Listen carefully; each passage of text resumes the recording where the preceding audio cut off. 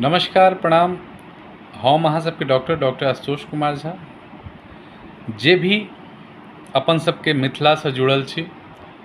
और मिथिला में रहै छी और मिथिला के सब बाहर देश के कोनो भी राज्य में रहै छी, यदि मिथिला में रहनिहार छी और मैथिल छी तो ई बात के याद राखब जे कोनो भी समस्या हुए अहाँ के घरक बेटा और कोनो भी समस्या हुए, कखनो कोनो समस्या हुए और बुझाए जे नहीं समस्या के समाधान होम्योपैथिक लेबऽ के,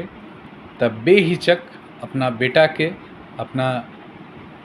बौआ के नंबर पर कोनो भी समय अहाँ फोन कर सकै छी और संपर्क कर सकै छी। बिल्कुल संपर्क करऽ के कोनो शुल्क नहीं छै।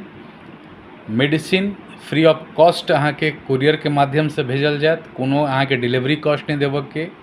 बस मेडिसिन के जे कॉस्ट छै ओकरा सिर्फ अहाँ के पे करऽ के और अहाँ दवाई दुनिया के कोनो भी कोना में हमरा माध्यम से मंगवा सकै छी और अपन समस्या के समाधान लऽ सकै छी। याद राखू, बिसरब नहीं और कोनो भी तरह के समस्या हुए तो अपना बउआ के जरूर एक बार याद करबै और मिथिला मैथिली ले सदिखन हमेशा हमेशा समर्पित छी और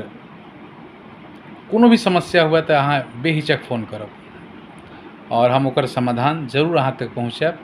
और यदि हमर वीडियो नीक लागे तो ज़रूर अपन कम से कम घर परिवार, अपन गाम और अपन जते भी मैथिल रहनिहार सब छथिन हुनका तक ई वीडियो के पहुँचबियौ और अपन स्नेह